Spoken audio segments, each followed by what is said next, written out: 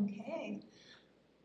All right, we're beginning the Tree Advisory Committee meeting on June 13th at 4:07. We were working on getting the technology fixed. Anyway,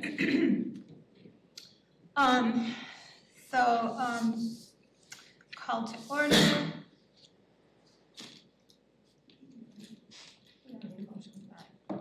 We need a motion to approve the minutes from April.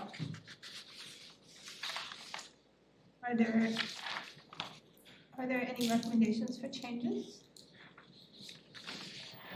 Okay. Come on in. Here, I have a computer. Now you edits for the April minutes? I'm sorry, what? Edits for the April minutes? No. Okay. I move approval of the April minutes. Second. All in favor say aye. Aye. Opposed?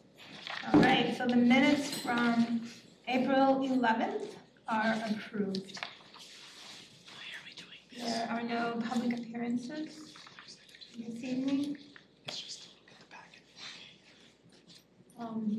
The next item is the agenda review for tonight. Are there any recommendations for changes? And it's in order, on the order that we are using. Okay, if not, I make a motion that we approve minutes for the agenda for tonight. Second. All in favor? Aye. Okay, so our agenda is approved. All right, first item, welcome Nicole. Introductions and some look ahead, things we're working on. So I'm Linda Brewer, and I had the privilege of spending about a half hour together before tonight, so that was great. And I think I started when Anna started. How many years is it? It's quite 9 years. 2016. Okay, yep. So, and that's how I'm here. And how I got interested was working with an arborist in the neighborhood association, and I fell in love with what needs to be done. So That's a good reason. yeah. Okay. Well, we don't- Sue? I'm Sue Fieber. I don't know what else to say. How long have you been on board? Oh, Yeah. 3 years, I think. Was it a 3-year initial appointment? I think so. Then, so I'm starting my second term, I guess. Okay. I'm Ann Sawyer. I think I've been here about 2 years. Craig Rapp? I'm not sure how long. Maybe 5 years? Something around there? 4 or 5? Well, I know it's at least 4.5. Somewhere around. That's how long yes. We started the tree preservation ordinance and you initiated that. Carol Brock, and I've been on the committee since it was ad hoc. I'm just writing OG next year. I'm Nicole Baffadari. Nice to meet you all. I've been on the committee since April, and I'm super excited to be at my first meeting. So thanks for having me. I'm Brandy Hofer, and I think I've been on this since COVID, but after all of you. And I'm Anna Healy. I'm the staff contact. I'm the urban forester and naturalist here for the city. All right, and we do have Morgan Hayes, who is working with us for the summer, but she's not here tonight because she had a family thing she had to take care of. So you can meet her at the next meeting. And she sends her regards and is looking forward to meeting everyone. So, all right. Great. I think we can probably, unless someone has something they want to say, we can move on to the look ahead. Right. Which is kind of the, what have we, I guess, Right. just kind of a summary of what, just to let everyone on the committee know, like, what we have been working on and what we're planning to continue to work on this, I don't want to say, as it's season, I don't even know what it's so odd, because we start in April, sort of, it's like, Right. I don't know, I don't know what to call It's it. committee year. Committee year, right. Make that a thing. Okay, that Yeah, sounds sure, great. sure. That sounds fine, because otherwise it's sort of like this year, but then it's awkward to, anyway. So, did you want to kick that off, Linda, or shall I? Or? Well, it's easiest to probably to kick it off, the tree preservation ordinance, which was passed last year. We worked on that for about 3.5 years.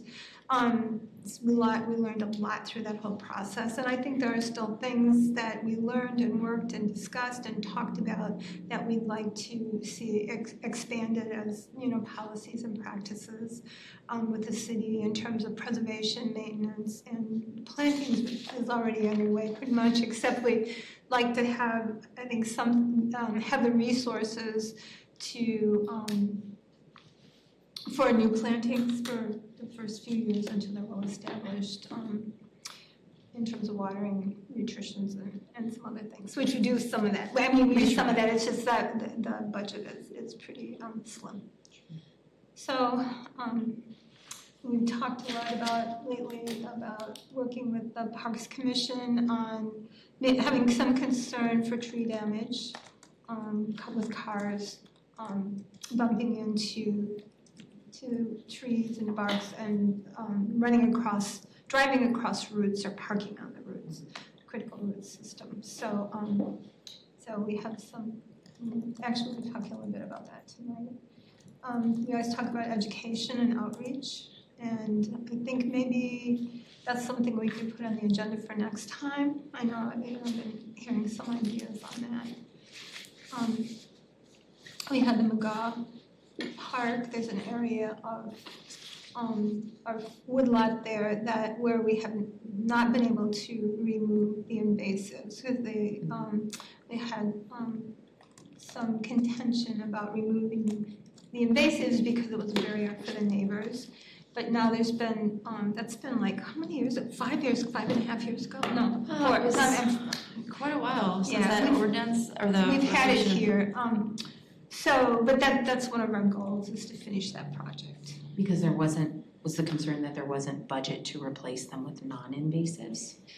Well, a budget resource is only part of it. The problem was, as I understand it, is that the neighbors didn't want,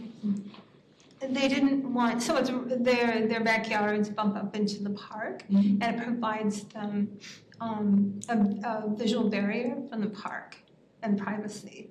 And so they didn't want that area thinned out, which of course we have to do in order to restore it.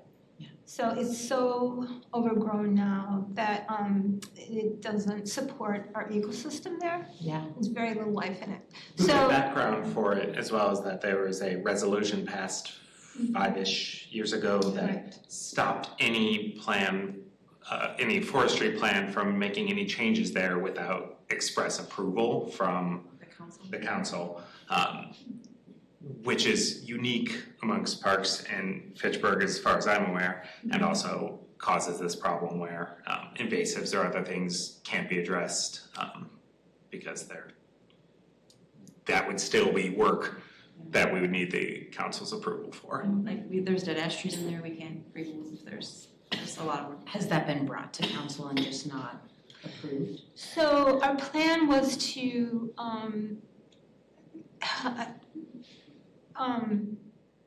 write a new ordinance or resolution that would allow that and take it to council. What's happened is that there's been a lot of changes. There's going to be some development in that neighborhood. So it was suggested that we wait until the plan has done this is Greenfield. Wait until that has been finalized before we look at this. Wait until the Greenfield plan has been finalized? Yes. There was at least a suggestion from the mayor that like September or so of this year would be a time when, I'm not sure if the plan would be finalized or if there would be a next phase in the Greenfield plan that would then kind of move that controversy off of the agenda so that there's not multiple things stressing out that neighborhood and those people at the same time. So kind of settling that one issue before bringing something that, while we think it is important and necessary for the park, is very likely to be unpopular for at least some of the residents. So even though there's good intentions and I think it will end up better for the area, people are always concerned, so. Sure. And maybe it won't be contentious, but I think in case it is, we just don't want to. I think the concern was doubling up on on things that people would be upset about in that area. I at think the that's same a super valid I think concern and a lot really of sense. thoughtful. And the area is incredibly beautiful. I mean, all the restoration is amazing. And we're gonna talk a little bit more tonight about some other things on it. But, so it may not be contentious at all, but it would be another new thing for the neighborhood, so we'll just wait. When they feel like even any amount of their voice is being restricted, there's a negative feeling for that. So even if the planned actions are good and they support them, having less restrictions on what can be done there may be unpopular. So we don't know. We haven't heard from the neighborhood there at all, but I have an instinct that it will not be very popular, so. So that's one of the things.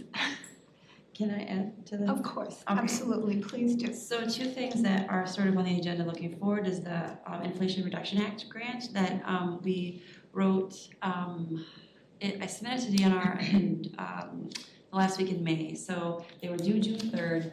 I asked DNR, DNR has $4 million to give away, and it's only to underprivileged, what they're defining as underserved or underprivileged neighborhoods across the state. And so for us, that is Southdale, that is Belmar, that is Hugo Jamestown, and kind of that North Fish Hatchery Road area.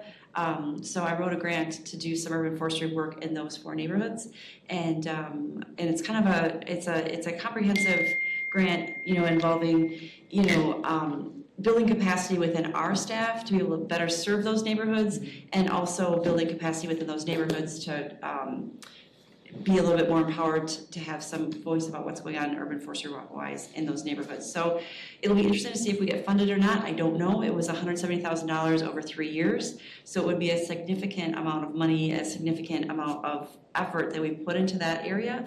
I did ask DNR how many grants they did receive. When I talked to them, they said they had received 12. Which I was surprised. They were expecting a lot more. And there were only 2 from this area.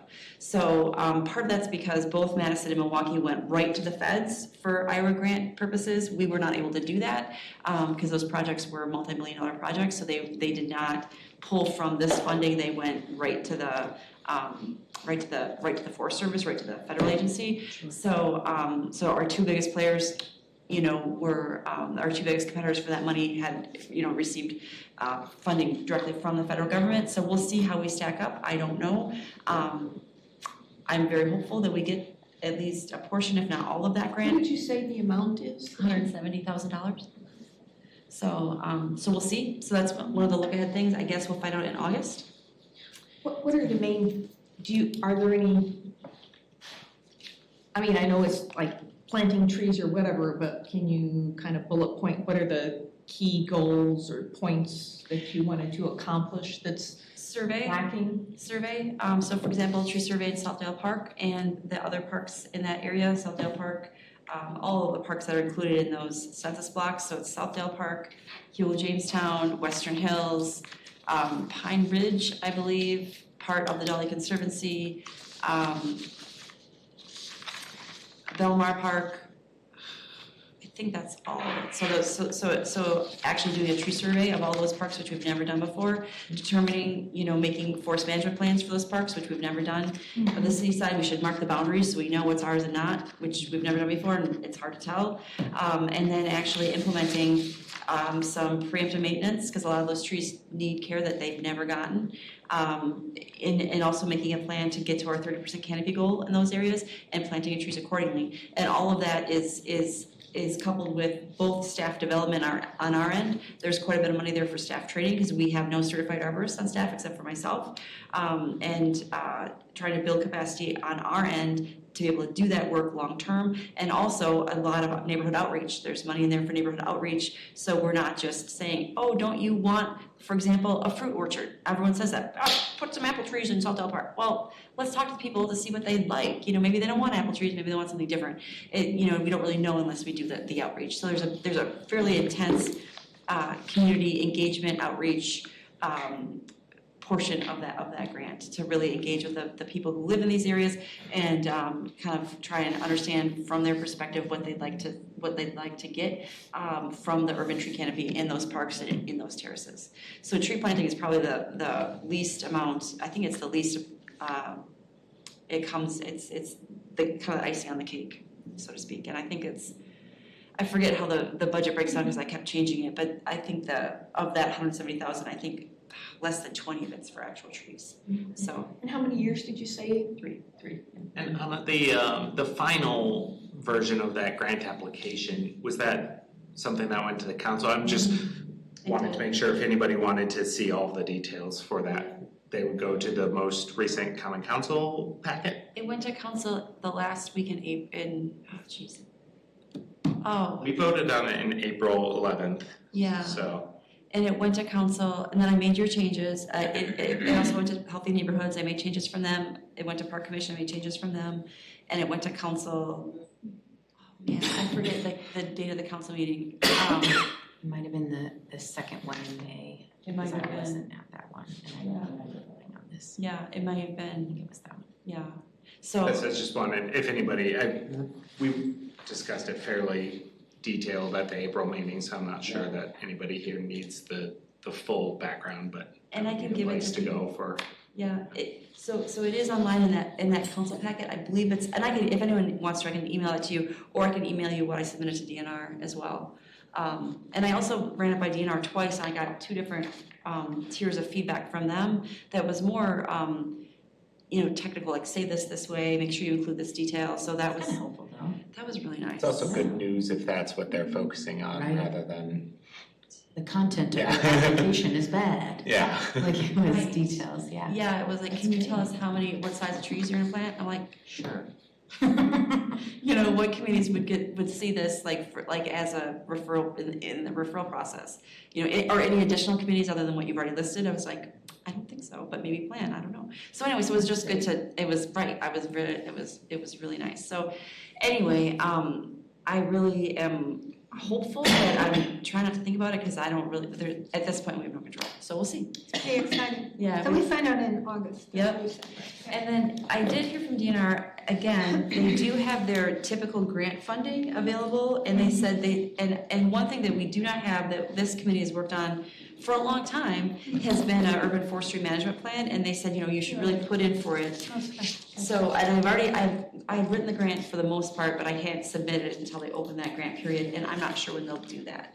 So I've got kind of a grant ready to go So, to be submitted. one of the things I was wondering when I was looking at, I know we're not here yet, the last thing we do is report from the department, we have everything listed, but this is included, it's a lot of this. I just wondered if you do a lot of grants, you actually, I the try. city gets a lot of money for the grants that you do, a tremendous amount. So I even wondered if it would be helpful when you list your activities. I mean, you separated out naturalists, which I think is really good, and volunteer coordination, and we had talked about that because you do a lot of that, which actually supplements, extends staff to some extent. I mean, it takes more time. But I wondered if it would be beneficial to also do a section on grants. I can do that. And then when they're received, I think the amounts, it's good to keep track of that because it all becomes, it helps supplement the city budget, and I don't know. Yeah. For sure. It's a huge part of your job. Turn I on mean, this. as you're describing it, it feels like it's a huge part of your job. Yeah, well, grants and slash donations too, I mean, we get, and we'll talk about this when we talk about the Million Trees grant, but that, if we get grant money, it really helps us leverage more donations, more volunteers, it's kind of a synergistic, they end up being synergistic projects. And just to put it into context, so this year we did Iowa grants once in a generation, in theory, investment, that's $170,000. The next grant from DNR, that's $50,000. So, so we're at, $220,000 at that point, and then the Million Trees, that's another $10,000. So if we get all that, that's a pretty significant amount of money. So. The other thing we found, Nicole, is about the survey, getting the surveys, which that's been really critical in applying for a lot of these grants as well. Yeah. We want to hear like the community feedback piece. Oh, the tree surveys. Oh, the tree surveys, not. No, right now, thing, not the outreach, yeah, right. That was right. We don't have a complete Identifying the plan. Right, that's crazy What what we you said have. that. Yes, Yeah. that was awesome, because what we did do is we had that ARPA TID money to do tree surveys, so we did the healthy neighborhoods so that we could say we had a basis to write those grants, which I think, and so when DNR had on their box, like, what are you doing to help move this forward? We really had a solid foundation. We just, last year, we updated the tree survey in this area, we've also done, and we were able to really put a lot in that. What are you doing already, and then how does this help you? Well, it helps us just catch up and fill the gap, kind of thing. So it wasn't like, so I think I'm hoping our application will be strong, because we're not saying like, oh, we don't do anything, so can you help us do something? It's like, we're doing a We've lot, already started, yeah. we're trying to next level it. Yeah. With this support, we can next level it, not so it looks more sustainable, not like, we've never thought about this before, but since you bring it up, sure. You know what I mean? Yeah. Like, it's not that kind of energy. It's like, we're really trying to do what we can do in these neighborhoods across the board. However, we're very limited resource-wise. We've done this. If we had this money, we would do this, this, and this. We've done these things. If we had money, we'd do this, this, and this. So I think you're exactly right. Having that foundation, having that tree survey really was very helpful. So, and then we can also speak to, hey, we did all of the terrace trees and all of the right-of-way trees, this, that, and the other thing. We weren't able to survey Southdale Park. You know what I mean? It was just too much of an intensive project. We didn't have the resources to do that. So we did everything around it, so we have a good idea what that is. If we could do the park as well, it would, again, next level it. So I don't know. I hope I was compelling. I never really know when people are reading stuff what they're getting out of it. And I try to make it super easy to like, just very straightforward, very, because they're gonna be doing this. Like reading it fast, next one, reading fast, next one, and doing their scoring really quickly. Like, they're not gonna like be, oh, well, have we considered? It's just gonna be like, okay, yep, check. So I try to make it really easy to draw out what we're trying to do, so the people who score these grants can really get what they need and get the rubric, I like that word, down. So anyway, so we'll see. We'll see if my strategy works. I don't know. It seems well received. I don't know. We'll see. I'm sure it will be. I hope so. We'll see. I mean, and it fits, and also just not to belabor this, the grant or the federal money is based on the climate and, the climate and equity information that's on the EPA's website. So I try to pull information from that to say like, okay, these neighborhoods are challenged in these ways according to that survey that EPA has done, and this is how we're gonna address that. Like, so I tried to really tie that together. That's great. Yeah, so that it was meaningful. So, because I'm sure DNR has certain check marks, boxes they have to check for this federal money, right? So I really try to make that connection and make that easy. So we'll see. I don't know. Yeah, we'll see. I don't know. I'm hoping for the best. Anyway, so that's the look ahead, sort of. Right. Look ahead and all around. Anybody else have anything to add to that before we move on? Just in terms of look ahead, I think a broad, helpful framing for you as the newer person, and just a reminder for all of us, is that I think a big part of our job is the advocacy that, like, Anna can tell us the facts, but isn't really supposed to be part of the policy pushing. And that's a big part of what our committee is here for. So that's our goals going forward, are to identify and then push towards the changes that we think will be broadly beneficial on behalf of the citizenry. But since we're not directly elected, that's a little bit of a fuzzier issue with the committee. But the idea being we want to be the voice for the trees here, and I think that's a big part of the look ahead as well, which is we have these meetings, we talk about things, but then trying to figure out how to actually turn those into meaningful changes going forward. So, and that's a big part of why you're here too, is so that we can get that kind of communication with the council in a meaningful way. So. And you're not elected, but you are appointed and chosen, and Yeah. right, the policy comes to city council, but like this committee is looked at as for the expertise in that, so.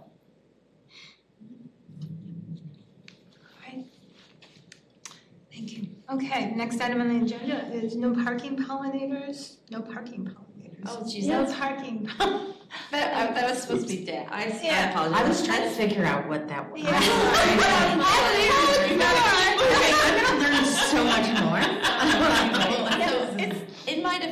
base can be, there's a gremlin in it for sure, so sometimes what you type in and what shows up is not the I same. love it.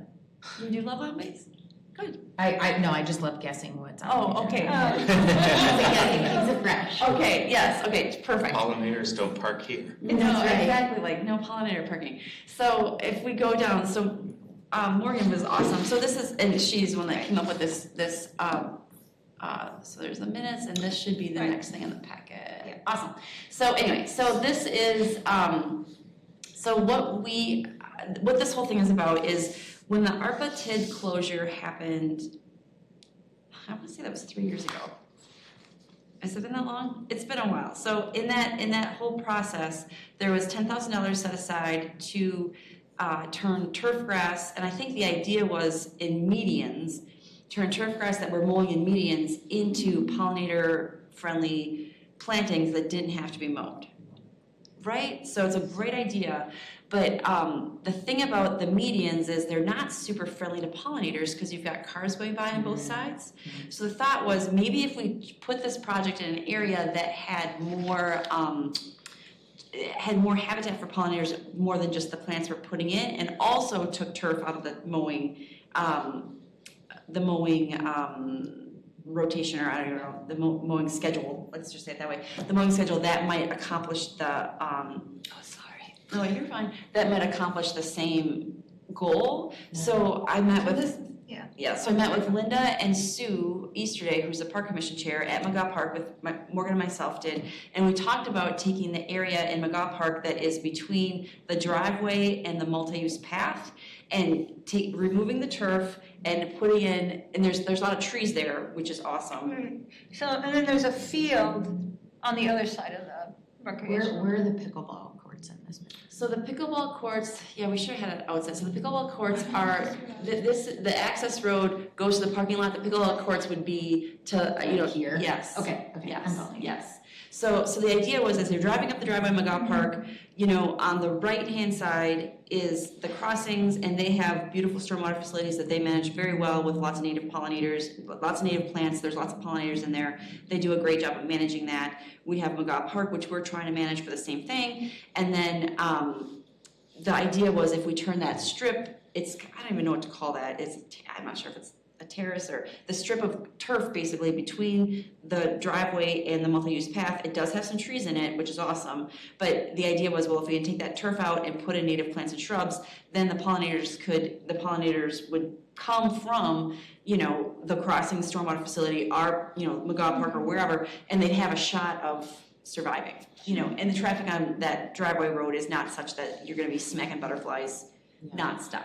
So the idea was we wanted to bring it to this group and then eventually to Park Commission, so you could all see it and vote on it and decide, if you think this is accomplishing that goal. And then we can, because I think it's got to go back to council if we're going to change it, because it's not quite the same spirit of what was proposed initially. So So looking at this map, it'd be on the right side, the field would be on the right side. And that's the lacrosse field. So this would be as if you're driving out of the park. Yeah, toward the Right. So driving north. Yeah, the pickleballs are like bottom left. Right. Yes, and we can come up with better.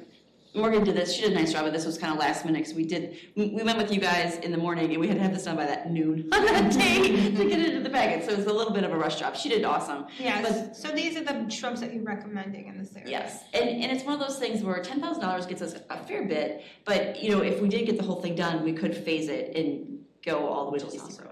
Yeah, and part of it too, this is a high profile, it's one of our community parks, there's a lot of traffic on this road. It would be a relatively high profile thing that we could say we're doing, like, hey, we're trying to take out, and it's a big pain for the mowers to go around all those trees. So it would kind of, in theory, accomplish a lot with that money. So what happens is, I think a lot of times when there's activities going on there, like on the field, the big field, then people are parking on this. And there's new trees on here, and it's Parking on the grass? they're parking on the grass. So instead of putting up no parking signs or tape to mark it Yeah, to off, visually we're just putting in have, something that's gonna give us more bang for our buck, in a variety of ways. Is there a place where that path crosses the road? No. It's parallel to the road. Oh. It's parallel the whole time, there's not a No, crossing? You're right. Yes, it does. You're right. I thought like towards Yes. the end. Well, there's two, you're right, there are two places where you can intersect. So one is between the crossing stormwater pond and their buildings, so it goes toward Fahey Fields. There's that connection, and then farther down, there's a connection between, on the other, closer to Lacey Road, there's a connection where the path goes, it crosses the driveway, McGaw driveway, and then goes around the stormwater facility that the crossings maintains. I think as long as we make sure that this isn't blocking visibility to either of those. Yes. So that like a bicycle and pedestrian committee wouldn't have an issue with it as well. Yes. So yeah, this is great. Awesome point. And we're starting north of where that first crossing is. Awesome. But we have to think Right. about that second one. Right, right. Yeah, which is a good point. That should be easy enough to. It's really, I think, a heavily used park, it looks Well, like. yeah, I mean, we I go mean, there people for are in the frisbee and walking fall paths all the coming from time. all the neighborhoods around, so it's really great, it's very well used. And it's getting bigger, right? Because we keep getting parkland dedication from Fahey Fields, from Windsor, from a variety of I places. So think it's it's a great way to serve the broader community, Yeah. for sure. It's kind of like the kids' playground at McKee Farms Park, right? Like, that one gets used by kids very much around Fitchburg, Yep. not just in whatever district it resides. Yeah. So I think this is great. So anyway, so the whole idea behind this is to address some parking issues as well as the pollinator, taking turf out, putting in pollinator habitat. Helping our ecosystem corridors, our wildlife corridors, And also accomplishing the goal of taking turf out of the mowing schedule. So hopefully, the idea was we'd accomplish all of those goals with that money. However, like I said, my understanding is the original intention was to take that money and use it for medians. So this is a little bit different. So I think that's why we're bringing it to you guys, so you can have a look at it, ask questions, get clarification, and potentially vote if you like the idea or not or what, so we can kind of inform Park Commission, who then can hopefully, I guess, take it to council, or I'm not sure how it all works out. do you want a motion? I think we need a motion. Okay. Before that, I just wanna make sure I'm abundantly clear, I think I'm following. So we had money dedicated to doing this in medians. This is not technically median, so we think we need to go back and just get approval to move the money from median project to this project, but it's not getting new budget approval, it's just kind of shifting from one project to a similar project, but in a different area. Yeah, I mean, basically, and I don't even know if the money needs to change where it is, it's just that, for me, and kind of this is our comfort level as staff, like, well, if we do this with that money, it's not exactly what it was for, we better make sure that we're fine to. That makes perfect sense to me, I just wanted to make sure I was. I think you hit on the important, like, council's gonna be like, oh, this budget's already approved. You're just moving it from this bank account to this, this line item on the budget. It's serving the same purpose unless someone has like grave concerns about this not being on a busier street. Right. Right. So that's you kind of, that's the thing, is that we, and to be honest, we could do this in a median. I just don't know that we're serving the purpose, because any pollinators are kind of gonna be attracted to any plant. That's the balance, Right, is right. that there's a concern about damage to the pollinators. When I speak on this in council, like if it gets brought, I think it's also something that, I think the park thing is a really good thing to bring up, of like, this is a very heavily used park, it's continuing to grow. Beautifying this park is beautifying a really important part of our community as well.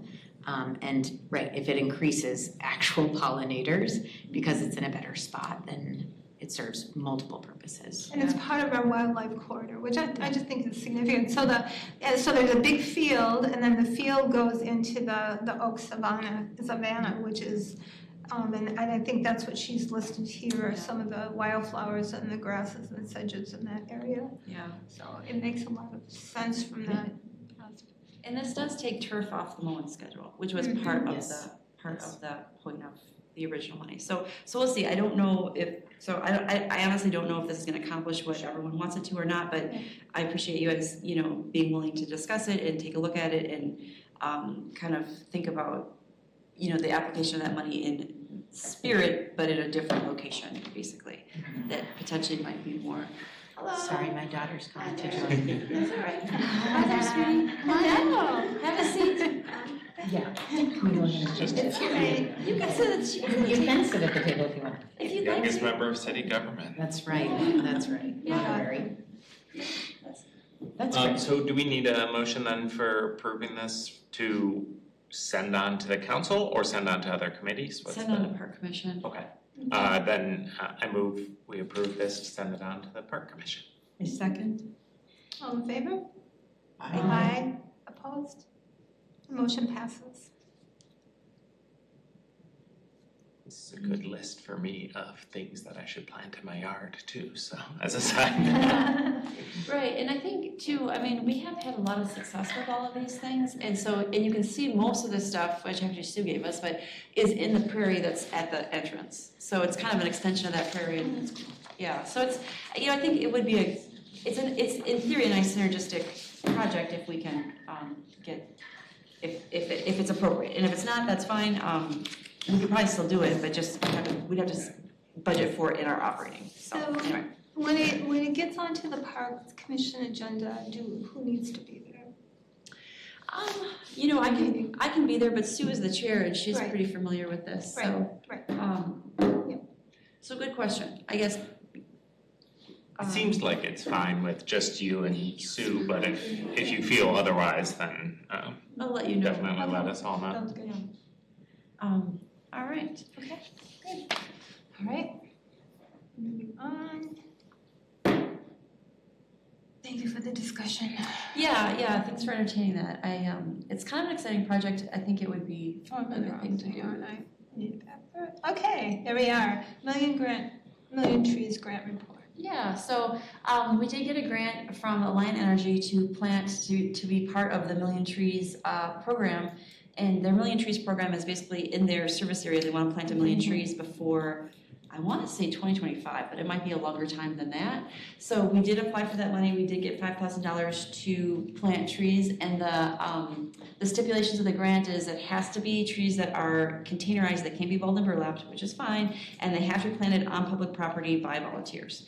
So we did 4 different projects with that money. One was here at City Hall, the mayor was kind enough to plant trees with children from the, yes, and you were here, yes, that was great, it was a great project, so we planted a bur oak here, and then on Arbor Day, which was awesome, and then another Alders Girl Scout troop came and planted the red bud that's right out here. Oh, Gabriella did that. Yeah, which is awesome. So that we had a few things going here at City Hall, that were all, you know, paid for with that grant money, which is awesome, a bur oak and an eastern red bud, which is great. And then moving down, we also had a project in McGaw.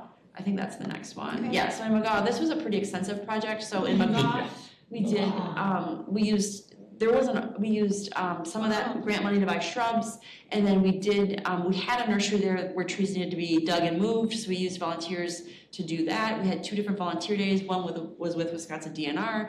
They came and helped us move trees, which was great, and then also planted a bunch of shrubs and did a little bit of, not a lot, but a little bit of invasive control. And then in the afternoon, we had a group from Four Lakes Sierra Club that came and continued basically moving oak trees around and also planting additional shrubs and watering and staking and doing all those sorts of things. So we had, I want to say, 36 or 37 volunteers, and we planted 20-something oak trees.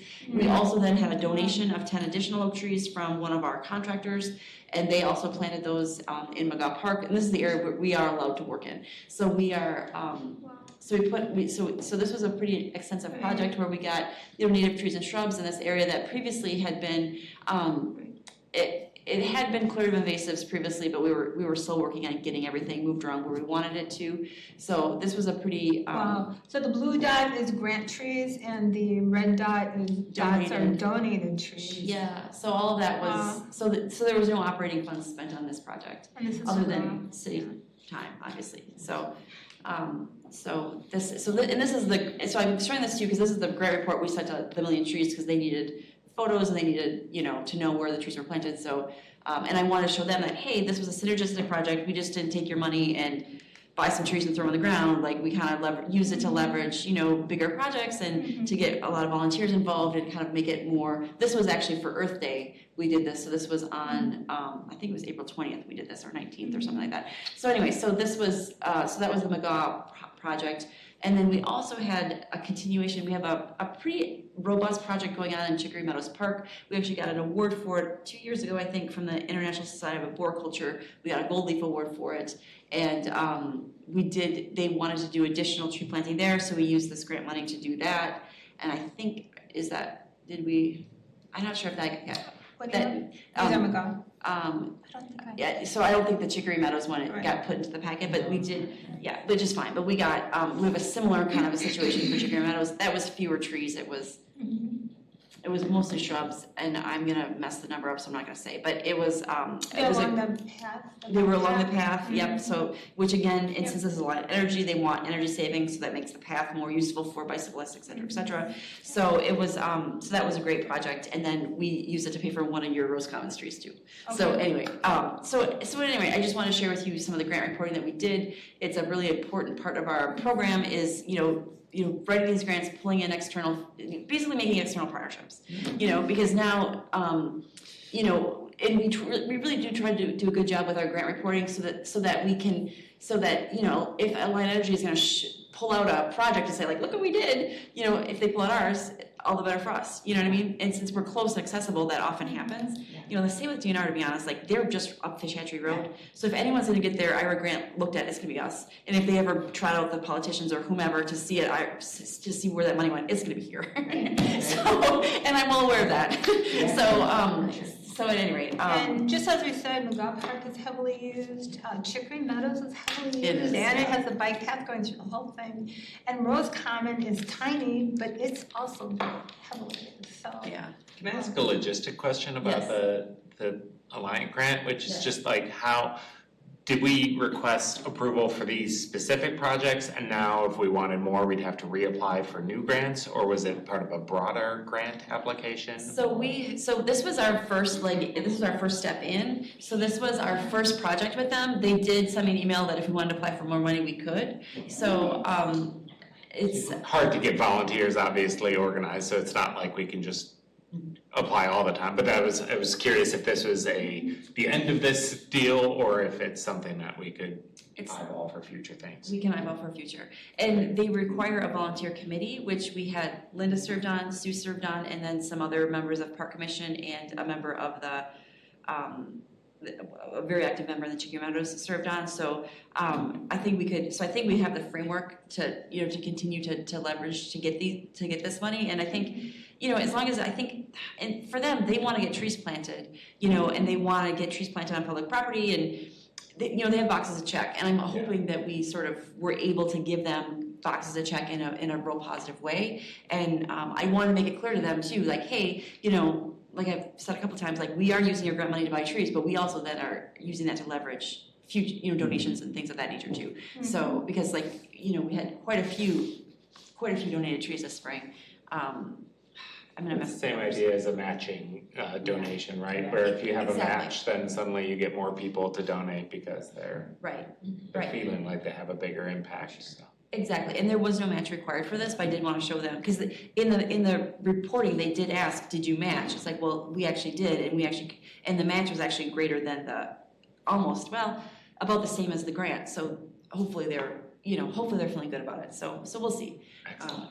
I'm feeling great about it. Yeah, good. Yeah, it was a great Wonderful project. It was, they were absolutely. And I will say, I really do appreciate the public works gentlemen. They really did help me a lot. They dug a lot of holes for us in kind of crummy weather, and they did really help me run around and get nursery stock. Like we had to go to the nursery multiple times, and it would have taken Morgan and myself just an insane amount of trips and really an insane amount of carbon to go and get these back and forth with my pickup truck. So it was really nice that the Public Works let us use one of their big trucks and a trailer so we could pull in and get everything loaded up and then deliver it, which was awesome. And I so appreciate that. They were very excited about it too. They And were. at least one of them, if not more, volunteered on his off time to come and just talk about what they do with you. Yeah, for the that's city. It was pretty amazing. That The was neighborhood awesome. people. That was awesome. It was awesome. It was great. And we had actually police officers was able to stop by at Rose Commons, which I thought was great too. That was really cool. So anyway, so it was good synergistic projects, bringing in lots of different partners, and I will say part of what we're trying to get away from is, in the past we've done Arbor Day like 4 different neighborhoods and not really included a lot of other folks, and we're trying to branch out a little bit and make them a little bit bigger projects. So, and if we get this IRA grant, it'll be even more so, hopefully. So we'll see. Well, it seems like over the years that things have changed, that a lot of times Arbor Day maybe was about kind of educational kinds of things, but like with the library or something like that, but they're really turned into like workforces and work projects, Right. which I think is absolutely fantastic. I mean, Yeah. lots of educating goes on then too. I Right. mean, people ask questions, people learn, I mean, it's really effective. I hope so, and hopefully it kind of gets a flywheel going of people saying, hey, we planted those trees, and then wanting to do it again, and just kind of, continuing to move forward. So we'll see. I don't know. I thought they were great projects. I'm a little biased, but anyway, so that's kind of more information than anything. I don't think we need any motions, and we'll hopefully be able to throw another application together for future funds. Any other questions or comments before we move on to the next item? Okay, 2024 budget schedule. We've talked about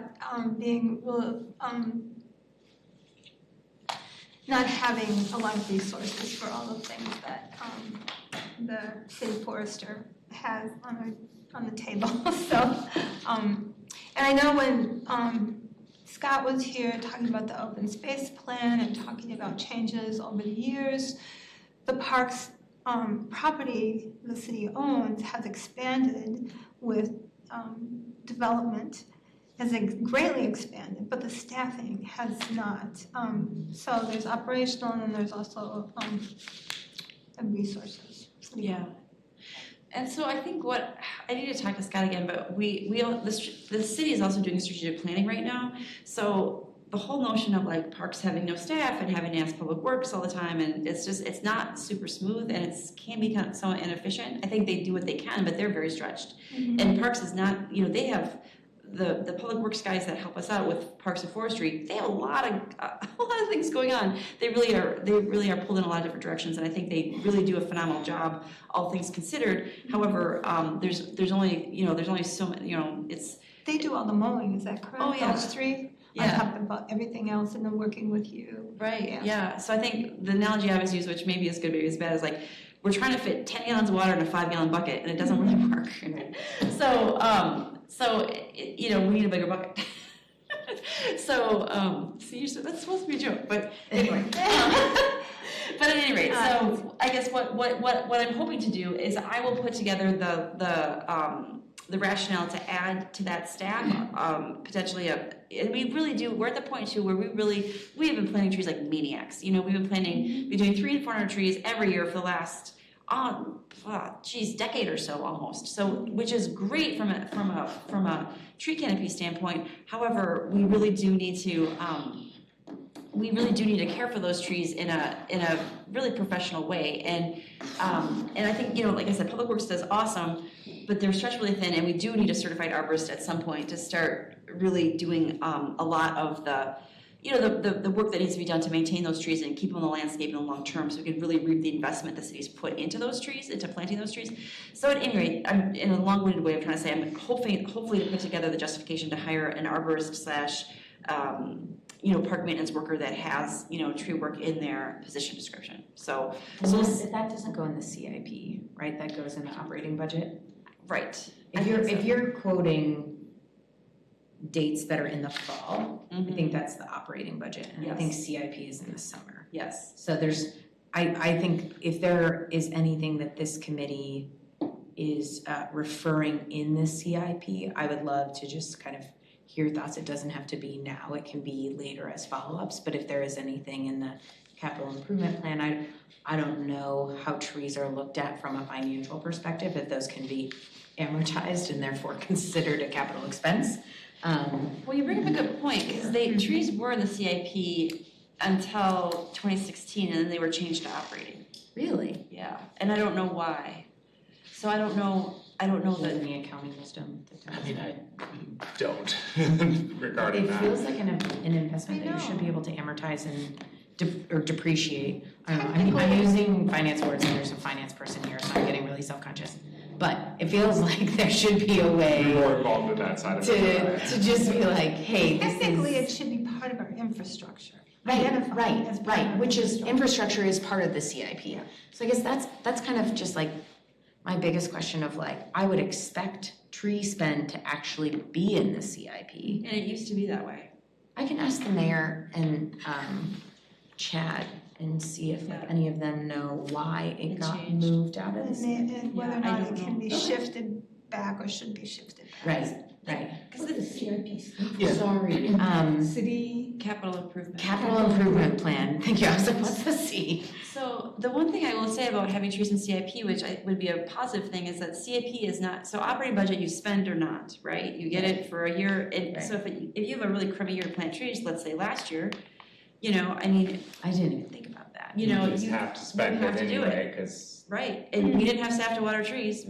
If I didn't Where plant, CIP you could defer and carry over. yes, you can say like, well, That's a really great crummy year to plant trees, or alternatively, nurseries are growing something and we'd like to wait until XYZ is ready or to get a bigger size or whatever. And if it's in CIP, you have that flexibility. If it's in operating, you do not. Either nurseries have it or they don't. Right. You're either in luck or not. So, and we really get everything, I put the bid out usually in January/February. So we try to get as early in the year as we can on things. But, there's limited resources. And if you are not flexible because it's operating budget from a year basis, you have no flexibility. I'll follow up and ask why. So, yeah. can you give a little bit of any insight into how the council looks at CIP versus the operating budget? And this could go, I don't really understand. I understand the difference between the two, but I guess I'm not clear on like if there was maybe a political reason for that shift from one to the other, if it's easier to do one or the other, or. I have no idea. I mean, I will find out this summer. That's totally fair. I know from the school district perspective, like being on the school board, we had a similar thing, we didn't call it a CIP, but it was like Fund 80 and Fund 10. And we had to go to referendum if we wanted to switch those funds, we couldn't just go to council, like we had to ask voters and put it on the ballot. I think it is an idea that CIP can be more flexible, and oftentimes CIP line items are much bigger. Yeah. So I wonder if that's also why, like sometimes you put smaller things in the operating budgets. You often put recurring things in the operating budget too. So like salaries would never go in a CIP. But to your point, like tree maintenance would go in operations. But I think investments or things that you can amortize or depreciate over a long period of time traditionally go in a capital plan that you can kind of say like, we're on our books gonna spread this cost out over X number of years. So yeah, I don't know, there might be additional city things that make it such. But I'm happy to go ask and then report back to this group what I learn. Yeah, that'd be awesome.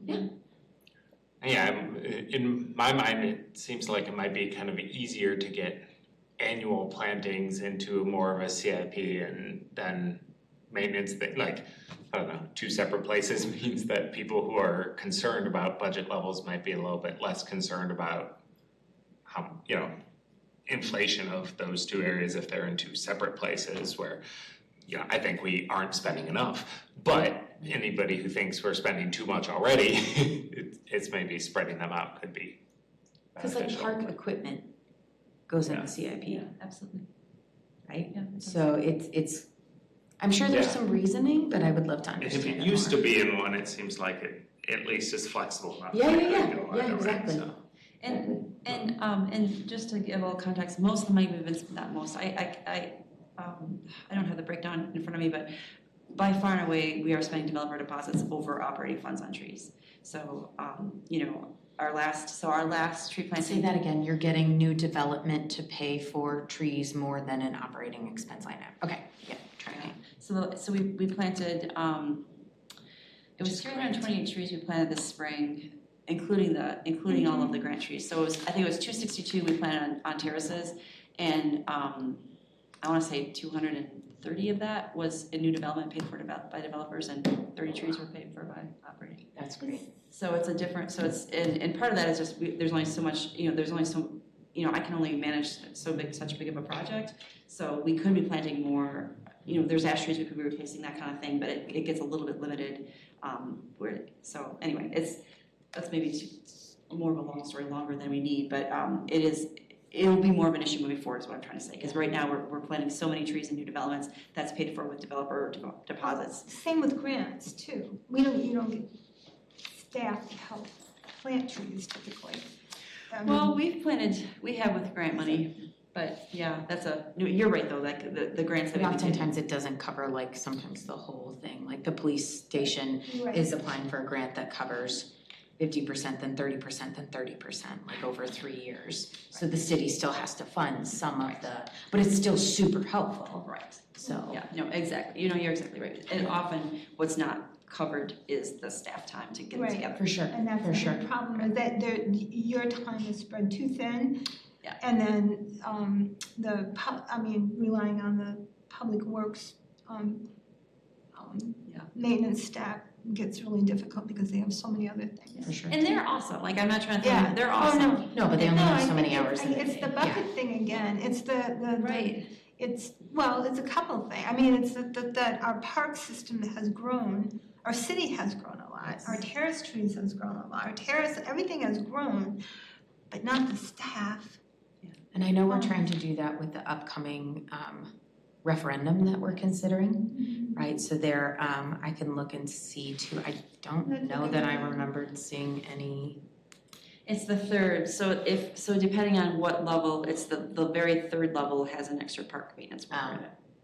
But at any rate, what I was going to do for this budget, which I don't know that we'll get much attention this year, but I was going to put together for Scott, like I can put it together, Scott would move it forward by July 18th, I think, is when new staffing proposals are due. So I was going to have something ready to move forward then. So hopefully, and I think part of it is getting in the queue, right? Like just making everyone aware, like, hey, this is an issue. When we were a smaller municipality, the whole, parks not having any staff and relying on public works was okay. But, they're really stretched very thin and have a lot of different people, tapping on their door for sure. Yeah. So, it probably makes sense at this point to have some dedicated forestry staff. Do you know what other cities our size typically do? Do they have a forestry department? Yes. Right, so again, it seems like it gets really tricky. I think those comparison numbers are super compelling as well when presented of like a city the size of us and then projected to grow at the rate that we're projected to. Because I know, like, I've been on working with that short-term sustainability committee, and it said as they're planning out how they're going to, measure progress in all these areas, including green spaces, I said, I just want you to be aware that in the city of Fitchburg, our city forester is in a management of the parks director, and then is really a department of one herself, and then the workers, the maintenance people who work with her on everything is in public works. So it's very disjointed. Yeah. And I didn't let you answer that question. Do you know what most cities do this size? Well, all I'll say is that most cities our size do have a forestry department, and so we planted about 350 trees or whatever it was this spring. Like, it's hilarious to me that City of Madison, they did plant more than that, but they have an entire forestry department. They have staff. They are staffed, right? This is where? City of Madison, and they planted, I want to say, maybe twice as many, maybe 3 times as many trees as us, but the staff is exponentially larger. Right. And I'm just like, and it made the paper. And I was just like, you're like, hey. I was just like, we're small but mighty over here. Right, So I was just kind of like, okay, like our numbers aren't as impressive, but if it's like a ratio of like trees to staff, wow. Yeah. So I was just like. I think that's a really good argument too when bringing that up of like, we're also incredibly efficient. Right. Yeah, so at any rate, Yeah, most municipalities this size that have this many trees and this much infrastructure do have dedicated staff to managing it. So at any rate, so that, I just wanted to bring that up so everyone had in front of them, so you know. So what percent time arborist were you thinking of? Well, it would be 100%. Another 100%? Yeah, because they would probably fall into that park maintenance. Well, it would probably be that park maintenance, it would be a park maintenance worker, right? So, and then it would be nice to have a park maintenance worker that was 100% arborist. So we could be doing tree work all the time. It's like, we just had this crazy storm, right? Well, we had multiple crazy storms. How many people do you think were available to do storm cleanup? You know, or even, you know, just the whole notion of, you know, we really had to get, everything had to get triaged. We weren't able just to do the tree work that had to get done. It had to get triaged with everything else that had to get done. But if we had dedicated arborist staff, hopefully we could alleviate some of that pressure. Because then the alternative is me contracting that work out, which is very expensive. So anyway, it's it would be great if we had a park maintenance person who was a certified arborist that could spend their time on trees. So Yeah, but how long did it take us to get to the 100%? years and years. I know. That's where we need to start. I know. So- You're right, Sue. You nailed it. That's what Well, we we need to did start. recently just expand the size of Fitchburg, so Oh, see, That's right. Right. there's There are maybe more changes. justification for it Yeah. right now than there has been in Right. past years. And a maintenance person who is a certified arborist might be a slightly lower salary point than yours, but Yeah. I don't know. Do you know how much the addition of the additional city increased the amount of trees? Do you have it? I know there isn't an inventory, but kind of a sense, is it 20% more or? Percentage wise, so you bring up an interesting point. So when we inherited the town of Madison, basically Southdale, we inherited a lot of ash trees. So one of the first things we had to do there was take all those ash trees down. So in terms of tree work, that was tremendous, and we did get that was another joke. But so anyway. You shouldn't have to keep Anyway, but it's Past a serious 5, question. my brain doesn't work. I'm not trying to downplay the question, but I'm trying to be kind of funny because it's a little sad. Like, we inherited Southdale, we show up and cut down a bunch of trees. It was a little sad, but we knew we were going to have to do that, and I was prepped up for that because I'd been there and I had looked at what needed to happen. So we took down probably, I don't know, I bet we took 10% of the trees out of there first thing, which is not awesome. I bet it's probably, in terms of what they have now, it's single-digit percentages compared to the rest of the city. It's what? Single-digit percentages. It's probably less than 5%, but part of that's because we took it all. Increase of our whole inventory. Yeah. It's probably 3 to 5%, I would guess. It's pretty small. Part of that because we took down so many ash trees. And we did replace those ash trees, and I thought it was tremendous. Like, we got the city of Madison in October. By that next spring, we had taken down all of the terrace ash trees and the ones in Southdale Park that we knew of, had those subs ground and planted new ones by that within a year, which I thought was tremendous.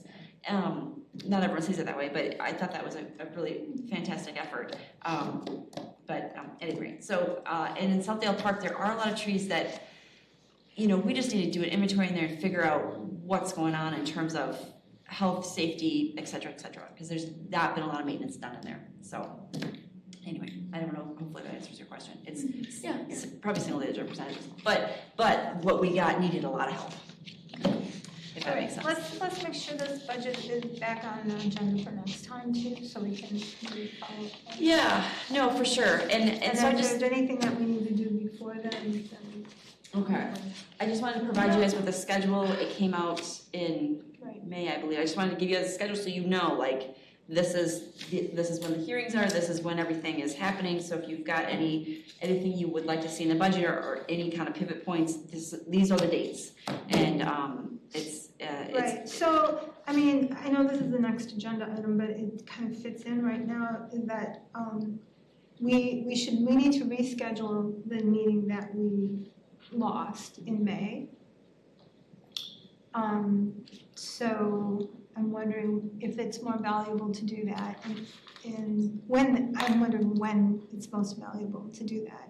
I think we initially wondered about September, but maybe, I don't know. okay, because our next meeting, so today's the 13th of June, if I can Do we have one in read my July? phone. And then July, we do not have a meeting, right? Right, I don't think so. No. So it would be, if we did, and I'd have to look at the schedule, I don't know, as you've pointed out, like, sometimes Ag and Rural Affairs meets, well, sometimes we have meeting conflicts, we just need to make sure that we're not meeting when someone else is.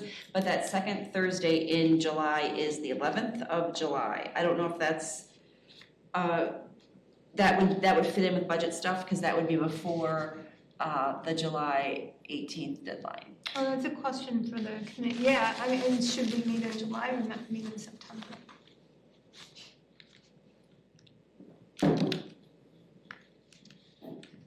Would it be helpful for us to meet in July so that we can try and get in before this new staffing proposal staff worksheet is due so that we can look at that as a committee? That would be fine. Would that be helpful to you? I don't know if, Well, it's what the- always helpful, I mean, to be honest, to get more eyes on something and to also just get some input and some buy-in. Yeah, and you don't have to decide right now either, if you know, we can, if you need to look at schedules that you don't have in front of you or whatever it is. If it's the 11th, I wouldn't be able to attend. Yeah, I don't think I'm available that day either. All right. Should we just do email survey to see when? Yeah, like a doodle poll or something. Yes, we can do that. And then and that gives me a chance too to look at when this room is available and when FACTv is available. All right. Would the third, I don't know what I have either. Would the third week, Thursday in July work? The 18th. I have to check, but. That would work better for me. Okay. the 18th is open for me, so. It's all good for me. All right. I will check room availability. So let's check that week. Oh. I might not be. Okay. All right. I can check that week and see. Okay. We're either going out of town that Friday morning or that Thursday night. That's a big difference for whether I can make a Thursday meeting, so. This is true. This is true, so. All right. Okay. So I guess that's yet to be determined, or to Okay. be continued, I guess. All right. So we just done with both agenda items then. The scheduling, budget schedule, that was very helpful conversation, thank you, everybody. All right, and then the rescheduling next meeting. Okay, report from department. So hopefully you got my report that I put in the packet. The big stuff that happened was tree planting mostly, and also working on the IRA grant. So we really did put a lot of effort into getting feedback on that IRA grant from a variety of committees, from DNR, and from stakeholders. Now, I think one thing moving forward that's going to be interesting is we may have some inclusion, what I will call inclusion friction, if we do get that grant, because I think if we're putting a lot of effort into doing a lot of outreach and doing a lot of work in particular neighborhoods, other neighborhoods feel a little slighted, and they might feel like, hey, why are you doing that over here? And it's like, well, we will, or sometimes we have, but maybe not quite to the level that people like. So at any rate, I'm hoping if we do get that grant, we can use it as an example of doing a really good job, doing outreach education and tree maintenance and everything in those neighborhoods that we can replicate elsewhere as we're able to. So we'll see. I may be wrong on that, but I've already labeled it inclusion friction, because I think I have a feeling that there's gonna be people who are we saw this with storm damage, right? We saw where there were limbs down, but they weren't a hazard and they were ugly, and that was about it. And people are like, when are you gonna get to that? It's just like, and then I said, well, it's on the list, but we can't really divert resources to taking care of a limb that's just on the ground versus something that's hanging and gonna hurt somebody or whatever. And then I'm gonna call back next week, and then they call back, and I'm like, well, see, we're still in the same situation we were the last time you talked to me. But anyway, so that's the long story longer. So we'll see how that goes. We also had quite a few memorial trees this spring, which is interesting. I don't know if we need to start a memorial tree program, but we'll have to talk more about that. What's a memorial tree? So people pay for a tree for the loss of a okay, yes. pet or a loved one in a variety of Do we at least track those, like a list somewhere of in our when we inventory. planted those? Okay. Yes, yep, and And separate from, we could see where all Yes. of them are, okay. yes, yeah, we could, yes. Although some people just give money for a tree and they don't care where it is. Yeah. Okay, yes, and we have places to be here, so we need to wrap up. But anyway, so long story longer, there's a lot going on in the spring. Obviously, if you have any questions about the staff report, let me know. Just very quick, I will say, I really appreciate having Morgan. We have already updated the inventory with everything we planted this spring, so we are still caught up. I was a little afraid we'd update the inventory and then be outdated right away, but we are still caught up even after the spring. So I am very thrilled to say that. That would be probably a good note to end on. All right. Did we lose a lot of trees last summer? In the drought, yes, we are in the process of losing trees to drought, yes. Okay. Good question. All right, I was gonna mention the webinar that we just watched, but I'm gonna mention that next time. I'll talk a little bit about that. I think everybody got a notice on it. It was absolutely fantastic, so. I still have it to watch. I will. If I can make an announcement quick. Yep. Sorry, Linda, I know we're in a hurry. I just want to say Sue Easterday, our Park Commission Chair, did get an award, an Invasive Species Action Award from Wisconsin DNR. It was a lovely ceremony that we went to last week. She will be getting recognized for that at the next council meeting, which I think is the 25th. Yes. The 25th, yes. So she will be there getting recognized for that great award. If anyone wants to come and congratulate her, that would be a good time to do it. It is awesome. Well deserved, absolutely well deserved. So at any rate, so if anyone is interested to attend another council meeting, I know that's a forte of this group. Anyway, I will be there. She helped us tremendously. I Yes. mean, we worked together a lot with the tree preservation ordinance and everything else too, So which makes sense. Who is this? Sue Easterday. Sue Easterday. Yes. Right, you know. I know. So anyway, I just want to get that out there so everyone had it on their calendars if they care to attend. All right. That's the 25th, you Yes, said? yes, Okay. 7:30. All right. Is that a motion? I move to adjourn. Second. All in favor, say aye. Aye. All right. Who got the second? Was it? Oh, John, okay, thank you. All right, our tree advisory committee is adjourned at 5:18. Thank you. Tell me again what time on the 25th, sorry. 7:30. 7:30, yeah.